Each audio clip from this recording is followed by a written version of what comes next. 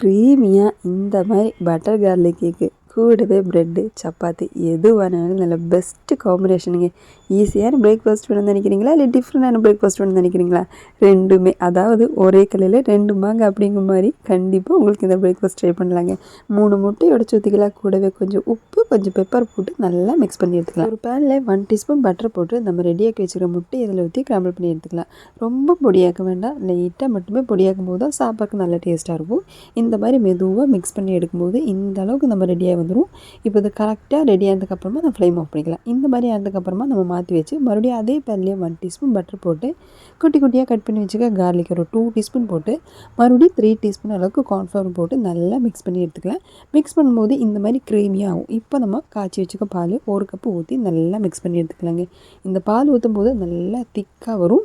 நல்லா திக்காக வரும்போது நம்ம இதில் 1 டீஸ்பூன் சில்லி ஃப்ளேக்ஸு, கொஞ்சமாக ஒரிகானோ, உப்பு தேவையான அளவுக்கு போட்டு நல்லா மிக்ஸ் பண்ணி எடுத்துக்கலாங்க. சிம்மிலே வச்சு மிக்ஸ் பண்ணும்போது இந்த மாதிரி திக்காகும். இப்போது நம்ம கடைசியாக நம்ம ரெடி பண்ணி வச்சுக்கிற முட்டை இதில் போட்டு ஃபைனலி கொஞ்சமாக மல்லி இலையும் போட்டு மிக்ஸ் பண்ணி எடுத்துட்டிங்கன்னா பிரேக்ஃபாஸ்ட் சைடிஷ். இந்த மாதிரி ஒரு சைடிஷ்னால் கண்டிப்பாக ரொம்ப க்ரீமியாக ரொம்ப டேஸ்டியான சைடிஷ்ஷுங்க. ஈஸியான சைடிஷ்ஷு.